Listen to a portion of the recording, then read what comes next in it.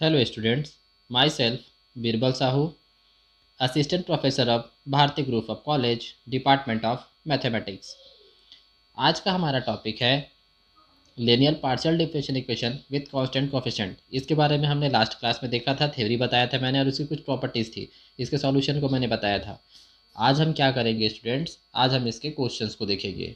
लेकिन उससे पहले हम क्या करेंगे, लास्ट क्लास में हमने जो इसकी थ्योरी पढ़ी थी उस थ्योरी को थोड़ा सा हम रिपीट करेंगे। उसके बाद हम जाएंगे इसके क्वेश्चन पे। ठीक है स्टूडेंट्स, तो आइए स्टार्ट करते हैं students. Linear partial differential equation with constant coefficient.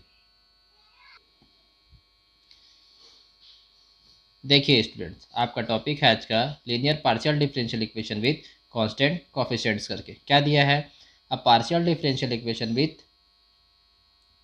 a partial differential equation which is linear with respect to dependent variable which is with respect to independent dependent variable. ठीक है, आपके पास पार्शियल डिफरेंशियल इक्वेशन लीनियर किसके respect में कहलाता है? Dependent variable के respect में क्या कहलाएगा वो? पार्शियल डिफरेंशियल इक्वेशन कहलाता है, सॉरी लीनियर कहलाता है। लीनियर कब कहलाता है ना? किसके रिस्पेक्ट में लीनियर कहलाएगा? डिपेंडेंट वेरिएबल के रिस्पेक्ट में क्या कहलाएगा? वो लीनियर कहलाएगा, है ना। एक पार्शियल डिफरेंशियल इक्वेशन लीनियर कब कहलाता है? डिपेंडेंट वेरिएबल के रिस्पेक्ट में क्या कहलाएगा? वो लीनियर कहलाएगा। और क्या कहता है? Derivatives and its derivative and in which the coefficients are constant. और इसके जो डेरिवेटिव्स रहेंगे और जिसके कोफिशिएंट्स हैं, जो इनके डेरिवेटिव्स है और जो कोफिशिएंट्स है वो क्या रहेंगे? आपके पास कांस्टेंट रहेंगे। तब इस कंडीशन में आप क्या कह सकते हैं? इस इक्वेशन को linear partial differential equation with constant coefficient आप कह सकते हैं। और ये इसका क्या दिया है? इक्वेशन दिया हुआ है, जो बना हुआ इक्वेशन है। देखिए, ए है कांस्टेंट में, A1 है, एक्सेट्रा पूरा डेल ऑपरेटर में लगा है एन के लिए। फिर किसके लिए दिया है आपके पास? बी टर्म्स के लिए दिया गया है। ठीक है, फिर किसके लिए दिया है आपके पास? बी टर्म्स के लिए दिया गया है। अब आगे कहता है, देखिए स्टूडेंट्स, ये फंक्शन किसके बेस बना? एफ ऑफ एक्स वाई के बेस पे, है ना। वहीं पे कहता है, अब देखिए ये इक्वेशन बना, एक कंप्लीट इक्वेशन है। लास्ट क्लास में हम इस इक्वेशंस के बारे में हम पढ़े हैं। अब वहीं पे कहता है where the coefficient A1 A2 B1 B2 और क्या दिया है? M1 M2 आर क्या हो जाएगा आपके पास? एक कांस्टेंट। जितने भी हमारे पास ये लगे हैं, ए है, बी है, एम है, एन है, ये सब हमारे पास क्या है? ये पूरा आपके पास कांस्टेंट कॉफिशिएंट है। Clear students? अब इसको हम डिनोट कैसे कर सकते हैं? देखिए, जब इसका सिंबॉलिक फॉर्म होता है या नोटेशन आता है तो नोटेशन कैसे रहेगा? डी को हम ऑपरेट कर सकते हैं डेल अपॉन डेल एक्स से, और डी डैश डिनोट होता है डेल अपॉन डेल वाई से, और डी डी डैश रहेगा तो क्या दिखाएगा आपको? Del square del x upon del y, इस फॉर्म में रहेगा। सेम क्या बताएंगे यहाँ? एन के टर्म्स में बताएंगे। ठीक है, कहता है using this notation equation number 1। Clear students? तो देखिए, अब इस नोटेशन के अकॉर्डिंग हम जब बनाएंगे तो हमारा इक्वेशन क्या बनेगा? ये बनेगा आपके पास a naught d n plus A1 d n minus one d dash plus क्या हो जाएगा? B d n minus one plus et cetera करके ये एफ ऑफ एक्स के फॉर्म में। लास्ट आप कहेंगे तो क्या हो जाएगा? F of d d dash z equal to f of x करके। ये आपका हो जाएगा किसके लिए? लीनियर, है ना, partial differential equation with constant coefficient का आपके पास इक्वेशन। क्लियर? चलिए, अब इसी में आप इसका क्या देखते हैं? सॉल्यूशन देखते हैं, जो हमने क्लास में बताया था। ठीक है, देखिए स्टूडेंट्स, आपको कहता है solution of linear partial differential equation with constant coefficient. Solution of linear partial differential equations with constant coefficient. तो फर्स्ट आप क्या निकालते हैं? इसमें कॉम्प्लीमेंट्री फंक्शन निकालते हैं। ठीक है, कॉम्प्लीमेंट्री फंक्शन के लिए आपके पास क्या रहेगा? F of d d dash equal to zero. It's the solution of f of d d dash equal to zero. क्या कहा, समझ में आया? अगर आपको कॉम्प्लीमेंट्री फंक्शन निकालना रहेगा तो सिर्फ क्या रहना चाहिए? फंक्शन के इक्वल में जीरो होने चाहिए। फंक्शन के इक्वल में इक्वेशन क्या होने चाहिए? जीरो होने चाहिए। तब क्या निकाल सकते हैं आप? उसका कॉम्प्लीमेंट्री फंक्शन निकाल सकते हैं। ठीक है, अब क्या कहता है इधर? The particular integral P I निकालना पड़ेगा। तो उसके लिए क्या बन जाएगा? जेड की value C F plus P I. It means जब आप कॉम्प्लीमेंट्री निकालते हो तो इक्वल में क्या होना चाहिए? इक्वेशन, किसी भी इक्वेशन के इक्वल में क्या होना चाहिए? जीरो होने चाहिए। बट जब आप पर्टिकुलर इंटीग्रल निकालते हैं तो क्या होना चाहिए? यहाँ पे फंक्शन में कोई ना कोई एक एलिमेंट साथ में होना चाहिए, कोई भी वेरिएबल साथ में रहेगा। ठीक है, अब देखिए इसको जब बनाएंगे तो आपके पास केसेस क्या रहेंगे? देखिए, केसेस के बारे में हमने भी कल बताया था कि अगर आपके पास क्या दिया है? If M1 M2 et cetera Mn are all distinct and real, ये क्या हो जाएगा आपके पास? सभी M1 M2 की वैल्यू अलग अलग है और रियल वैल्यू है, वास्तविक और क्या है? अलग अलग है। तब आपके पास सी एफ क्या बनेगा? ये सी एफ का फॉर्म हो जाएगा। देख लीजिए, 5y plus M1x plus 5 2y M2x plus etcetera 5ny plus Mn x करके। ठीक, सेकेंड आपको कहता है स्टूडेंट, यहाँ पे अगर क्या रहे? इसके जो रूट्स रहते हैं वो इक्वल रहे और रियल रहे। इसके जो रूट्स हैं वो रियल रहे और इक्वल रहे, ठीक है। जैसे m1 m2 की वैल्यू किसके बराबर हो जाएगी, m के बराबर। तो टर्म्स क्या बनेगा आपके पास, CF equal to phi1 y plus m1x plus x phi2 y plus m1x करके, ये इस टाइप से आप इसको सॉल्व करा सकते हैं, ठीक है स्टूडेंट्स।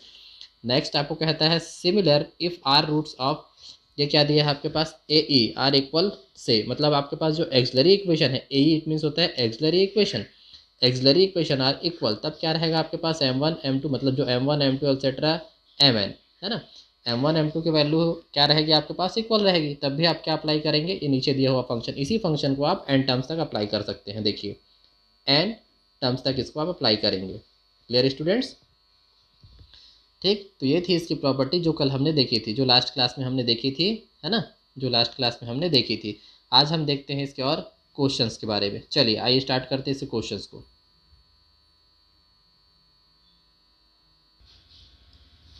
देखिए स्टूडेंट, इसके क्वेश्चंस आपके पास, solve del square z upon del x square minus del square z upon del y square equal to 0। कहता है del square z upon del x square minus del square z upon del y square equal to 0।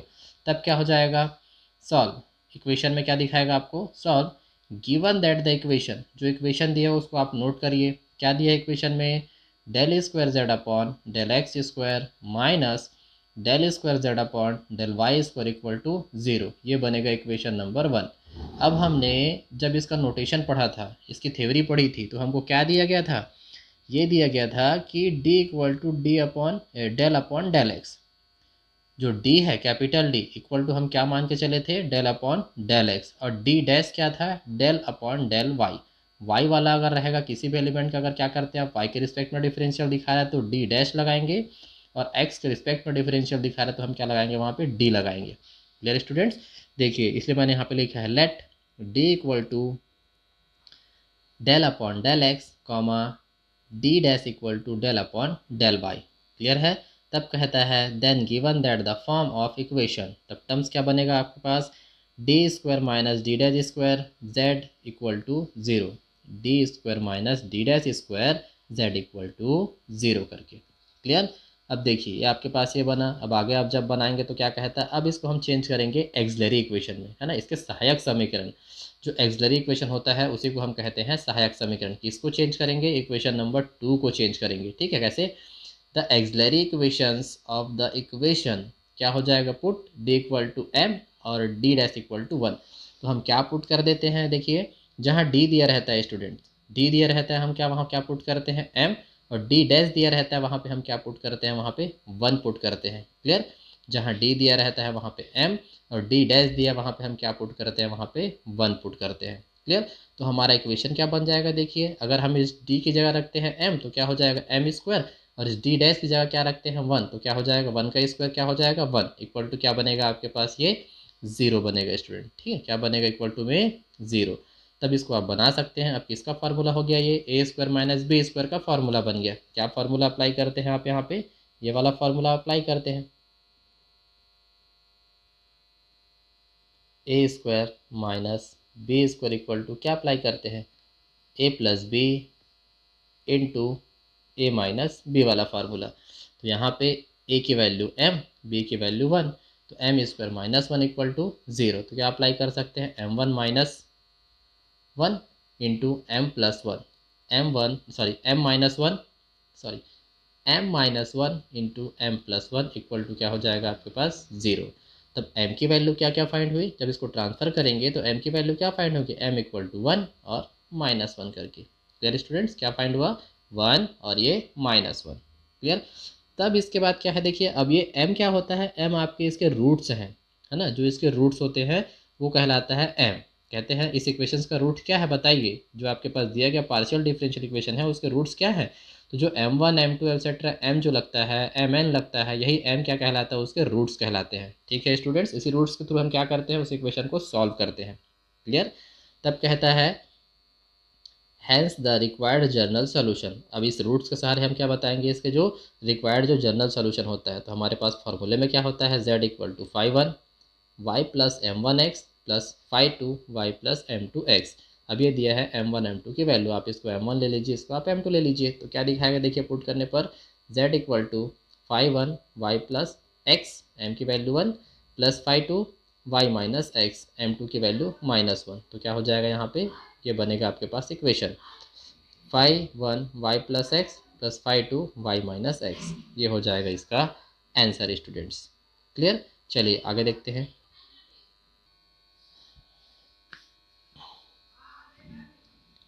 देखिए आपके पास फिर क्या दिया है, एक दूसरा इक्वेशन दिया है, दूसरा क्वेश्चन है। इस दूसरे क्वेश्चन को भी हम सॉल्व करते हैं। देखिए चेंज क्या है, वहाँ पे आपको पूरा डेल ऑपरेटर के फॉर्म में दिया था, यहाँ सिंबॉलिक फॉर्म है। जो आर एस टी जब दिया गया है, ये पूरा एक सिंबॉलिक फॉर्म होता है स्टूडेंट। किसके लिए, पार्शियल डिफरेंशियल इक्वेशन के लिए पूरे का पूरा क्या है, एक सिंबॉलिक फॉर्म होता है। क्लियर। तो चलिए आइए देखते हैं कैसे कहता है ये कहता है students, r minus three a s plus two a square t equal to zero. कहता है r minus three a s plus two a square t equal to zero करके। तब आपको कहेगा सॉल्व में, गिवन दैट द इक्वेशन। अब देखते जाइए सॉल्व में, given that the equation. Equation क्या है, इस इक्वेशन को वापस आपको लिखना है, मैं लिखा नहीं हूँ, ठीक है। चलिए देखिए लिख दिया यहाँ से, given that the equation r minus three a s plus two a square t equal to zero करके। तब आप कह सकते हैं, अब देखिए आप यहाँ से मान सकते हैं, ठीक है। कैसे मानना पड़ेगा आपको, आप देख सकते हैं स्टूडेंट्स। कहता है let d equal to del upon del x and d dash equal to del upon del y. Let d equal to del upon del x and d dash equal to del upon del y करके। Clear. तब r को आप किसे denote करते हैं, are को आप denote करते हैं एक्स का डबल डिफरेंशियल, है ना, एक्स के रिस्पेक्ट में double differential. It means r equal to क्या शो करेगा, del square z upon del x square.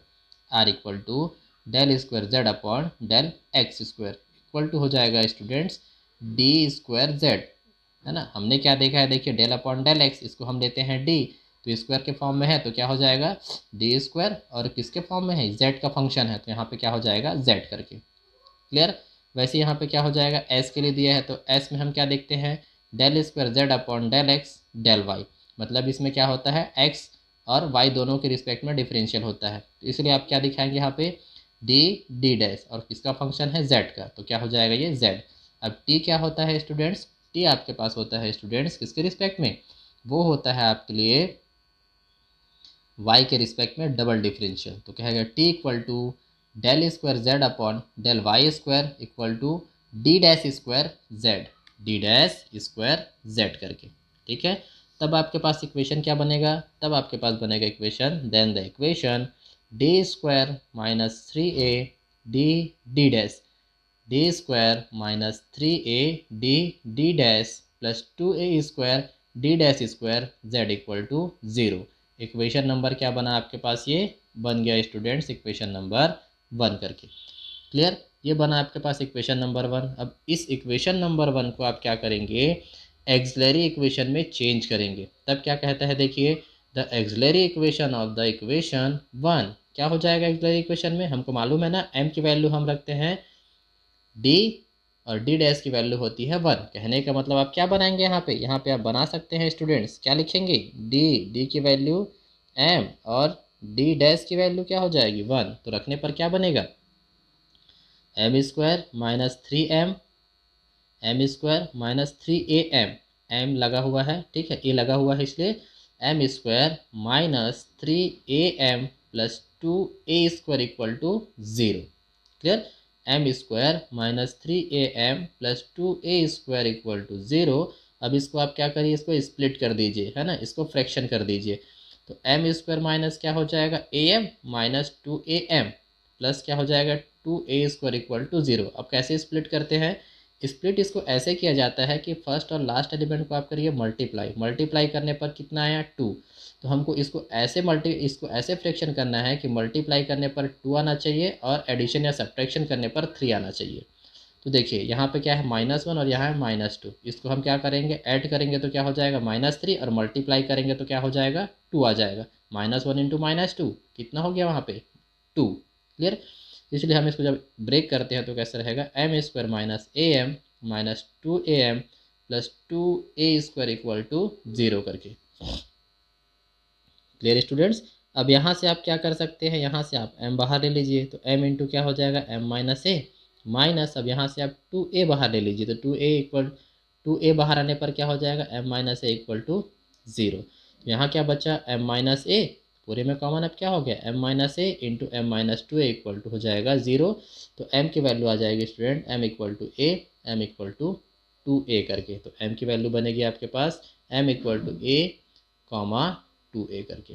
ठीक, तब कहता है आपके पास देखिए, has the required general solution, तब आपके पास जो रिक्वायर्ड जनरल सॉल्यूशन रहेगा वो क्या बनेगा स्टूडेंट्स, आप देख सकते हैं यहाँ पे ये कहता है z equal to 5 1, z equal to 5 1 y plus m one x plus 5 2 y plus m2 x करके। तो आप वैल्यू रखते जाइए, किसकी वैल्यू, m1 और m2 की।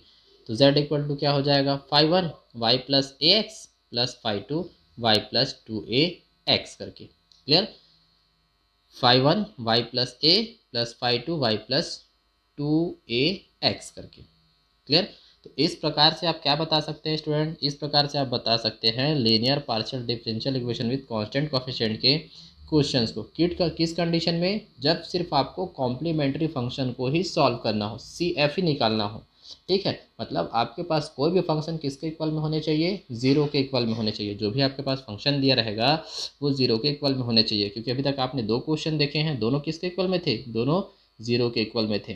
ठीक है, तो इसमें आपको जब भी आपको z के फंक्शन में या किसी भी वेरिएबल का या किसी भी फंक्शन का आपको वैल्यू निकालनी हो या इक्वेशन बनाना हो, तो आप क्या कर सकते हैं, तो उस टर्म्स में आप सिर्फ क्या करेंगे, सिर्फ CF निकालेंगे और वो डायरेक्ट निकलता है किसके फॉर्म में, वो z के फॉर्म में। z का फंक्शन है तो z के फॉर्म में, x का फंक्शन है तो x के फॉर्म में, y का फंक्शन है तो y के फॉर्म में वो डायरेक्ट निकलता है। ठीक है स्टूडेंट्स, तो इस बात का आप खासा ध्यान रखेंगे। और जो स्प्लिट करने वाली बात रही, तो स्प्लिट करते हैं, है ना, देखिए जैसे यहाँ पे हमने स्प्लिट किया हुआ है, यहाँ पे हमने स्प्लिट किया है, ये हम क्लास 9 10th में पढ़ते हैं, इसको आप ध्यान रखेंगे कैसे स्प्लिट किया जाता है। फर्स्ट एंड लास्ट वैल्यू को मल्टीप्लाई कराते हैं, मल्टीप्लाई कराने पर देखते हैं कौन सी वैल्यू नेगेटिव आ रही है पॉजिटिव आ रही है, जो भी आएगी। उसके बाद हम जो मिड वैल्यू है, जो मिड वैल्यू को हम ऐसे ब्रेक करते हैं कि मल्टीप्लाई करने पर जो वैल्यू आई है वो आनी चाहिए, और उसको प्लस या माइनस करने पर मिड वैल्यू वापस आ जानी चाहिए। मिड वैल्यू क्या होनी चाहिए, वापस आ जानी चाहिए। इस प्रकार से उसको हम क्या करते हैं, स्प्लिट करते हैं, फ्रैक्शन करते हैं। ठीक है, तो आज के लिए इतना ही स्टूडेंट्स। ठीक है, नेक्स्ट क्लास में हम बताएंगे आपको पीआई निकालना। पीआई निकालना कहने का मतलब क्या है, अब इसके बाद इसमें CF भी निकलेगा और पीआई भी निकलेगा, मतलब उसमें आपके पास फंक्शन के साथ साथ कुछ वेरिएबल टर्म्स भी साथ में दिए रहेंगे, कोई भी फंक्शन 0 के इक्वल में नहीं रहेगा। ठीक है स्टूडेंट्स, चलिए कुछ भी डाउट हो तो हमको बताइएगा स्टूडेंट। आज के लिए इतना ही, थैंक यू स्टूडेंट्स।